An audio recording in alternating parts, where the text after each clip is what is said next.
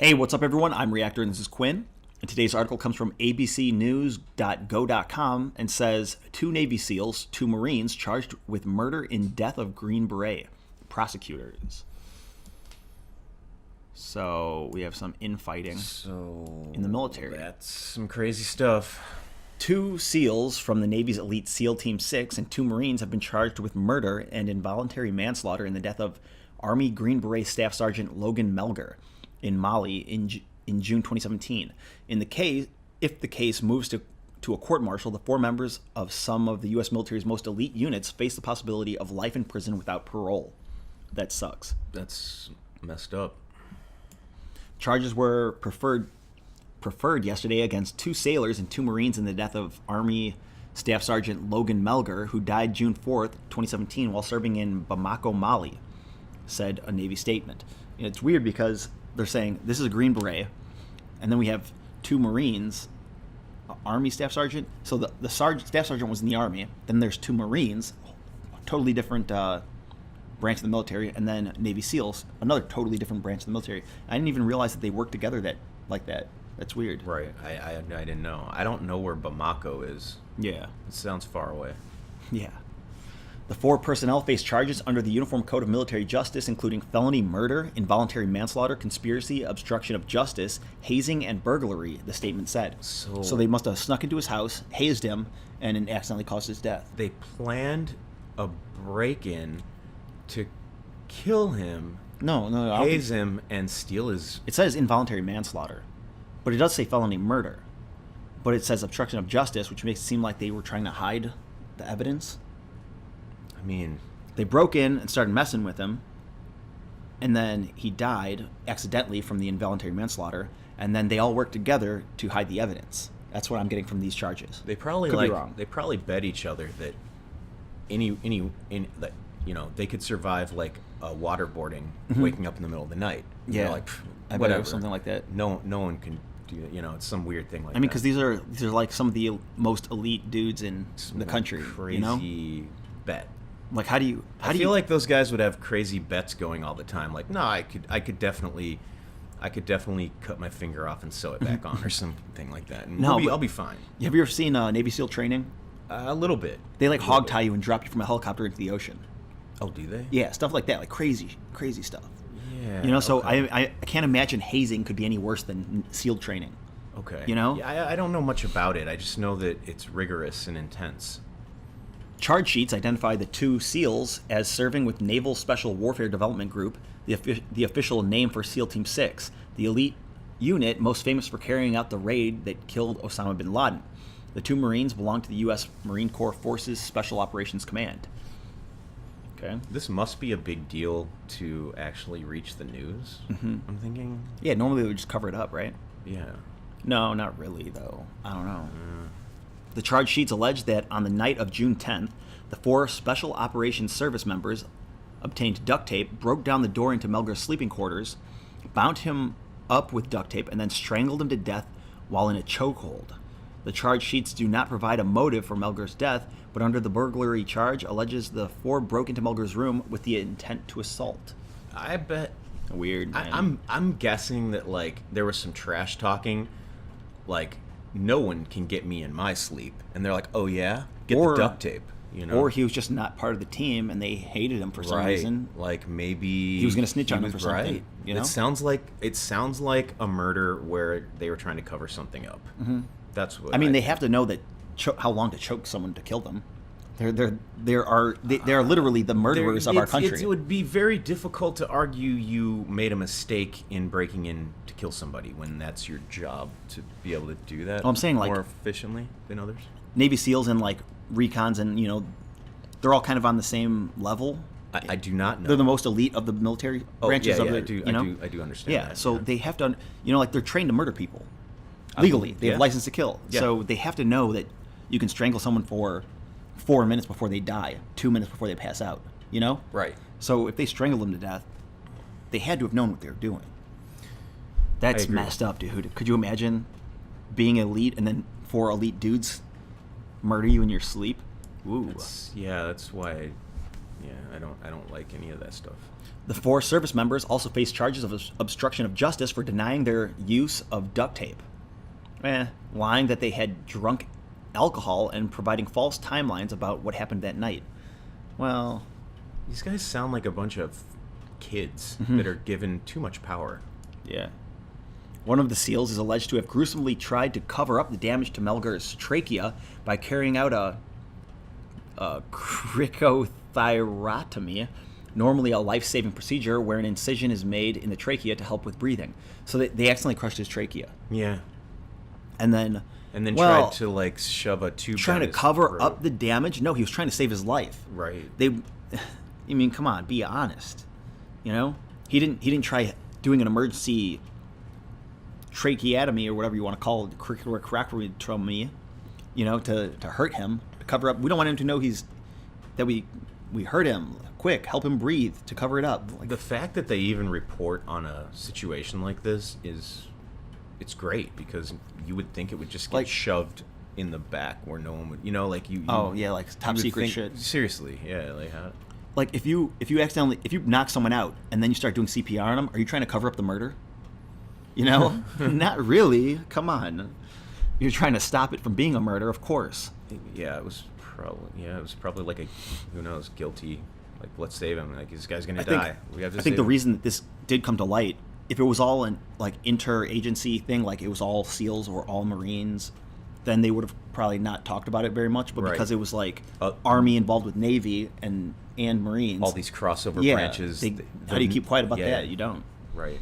The circumstances of Melger's death had initially triggered an Army investigation that was referred to the Naval Criminal Investigation Service, NCIS, last September. Last week, NCIS referred its completed investigation to Admiral Charles Rock, the commander, Navy Region Mid-Atlantic, to decide how the case should proceed. Melger was part of a small group of U.S. military personnel working in Bamako, Mali, in support of the U.S. Embassy. The Lubbock, Texas native enlisted in the Army in January 2012 as an 18X. X-ray, that was what they would say, but I don't even know what that is. It's combat, obviously. In 2013, he started his Special Forces training and was assigned to the 3rd Special Forces Group Airborne in 2016, after he'd completed the Special Forces qualification and Special Forces Engineer course. Damn, dude. This guy had spent like all of his time doing everything. Mm-hmm. He was completely trained. He knew something he shouldn't, or he was going to say something he shouldn't. This right here is the expert marksman, I believe. He's airborne. I don't even remember a lot of this stuff, but a lot of, like, I'd say like this one is just for enlisting. You get that one. I don't even remember what they are. I don't know. A couple of them are very colorful. Yeah. A statement from the Melger family said Logan Melger was a man of integrity and honor. Besides being a loving husband, father, son, and brother, Logan was a man of integrity and honor. His morals stood larger than most. We, as the Melger family, can only hope that true justice is upheld under these unthinkable circumstances. We hope to not add to the division of the nation's views by seeking a just sentence, but appeal to the humane, unified hearts of Americans, as this is a clear-cut example of how we should not be battling amongst ourselves with the tyranny that lies within our control is just as dangerous as the conflicts we deem to be war-worthy, the statement read. Yeah, so I think they might have been trying to... He comes from a family who believes in truth, integrity, upholding the law. So he's a snitch. He basically he knew something. He thought the world should go a certain way, and that's just it. Black and white. That's it. That's the way it should be. Unfortunately, the tyranny is bigger than him. Yeah, I don't think... Yeah, I mean, what if he was a snitch and that's why they went after him? Well, I read... They were going to kill him. I mean, what do? You don't choke out a snitch? I read a few paragraphs about these guys, and I don't know if it's true, but it did say that they were allocating funds from some operational fund thing, that they were skimming money and buying prostitutes and things like that, bringing them back to like their safe house, and he was just really like stupid stuff that was going on that shouldn't be going on, and that's maybe part of it. And there could have been other things too. I mean, if they know that someone's skimming money out of something, there's probably other things going on too, possibly. But this is what I'm wondering. If that's the case, they had to have planned on killing him, because if you find out someone's a snitch, so what are you going to do? Go punch him? What do you think's going to happen when you punch him? They're going to snitch. He could block it. He is trained. No. But I'm saying if you attack someone who's a snitch, Right. they snitch, unless you Exactly. shut them up Yeah, permanently. exactly. So I don't know. It's kind of So weird. it does. man. Yeah, I it don't does know. sound like it could only be premeditated at that point. Melgar conducted 2 deployments to Afghanistan as an engineer sergeant. We honor the memory of Staff Sergeant Melgar. Our thoughts remain with his family and teammates, said Captain Jason Salata, a spokesman for the U.S. Special Operations Command. If these allegations of misconduct are substantiated, they represent a violation of the trust and standards required of all service members. We trust our service members to safeguard our nation's most sensitive interests and to do so with honor. So yeah, he was, I mean, this is unfortunate. But I know firsthand that there's like 2 factions in the military, the snitches and the people who have everyone's back. And you in a time of war, I can only imagine that you don't want to be on the opposing side on either of those, because it's going to be dangerous. If you're going to snitch on your own teammates for even if they murdered someone and he was like, I'm telling on you, that's not someone you want on your team. Right. I'm just saying, like, the murder's wrong, but you don't want a guy who's going to snitch on you, because who does? Because then who knows what he's going to say to the enemy if you get captured together. He's going to say, kill them first. I'll say whatever you want. Unfortunately, it's a clear example of you sometimes in war, and in war can just be among your comrades too. You have to. It's a mental war. You got to just stay quiet. You have to be on the same team, and you have to play the same team or get the hell out, because nobody's going to appreciate you going against the grain of their idea. You know what I mean? We will not allow allegations or substantiated incidents of misconduct erode decades of honorable accomplishments by the members of the U.S. Special Operations Command. He added, ours is a culture of professionalism and accountability, which prides itself in being a learning organization that uses critical self-examination in a relentless dedication to improvement. See, there's another angle to that, though, I want to say. If you're on a team and you're the honorable one and they're all skimming, do you want them to be on your team? Because they could be the ones that are going to snitch on you. Bottom line, though, is you're on different teams, Right. If they're murdering people and you're going to snitch on them, you are not on the same team. Right. Like, if you get caught, these guys are going to snitch on you because you're not. I don't know. It's just like there's a really excellent. You all have to be on the same team. There's a really excellent old Al Pacino movie about that kind of thing, and he's a cop, and it's called Serpico, and it's a very famous old 70s movie. I think I've heard of it. It was really cool. The 4 will face a preliminary Article 32 court hearing on December 10. That will determine if they will face a general court-martial. A Navy spokesperson said the maximum penalty they currently face is life without parole. But that could change if the Article 32 hearing determines the case merits a capital court-martial, which carries the death penalty. The 4 service members are currently not being held in pretrial confinement. I don't know what that means. So they're just letting them roam about. Because Yeah, I guess. Do they RFID chip No. soldiers? I mean, maybe the Something Navy SEALs. You would think that a Navy SEAL would be an incredibly huge flight risk, but I don't know. 'Cause they can pretty much disappear like Yeah. a ghost. So it's like, They can grow a beard in 24 hours. right. It's part of the training. Right. Uh, Yeah, sounds Yeah, so I don't know. It's from what we got. Like, poor guy.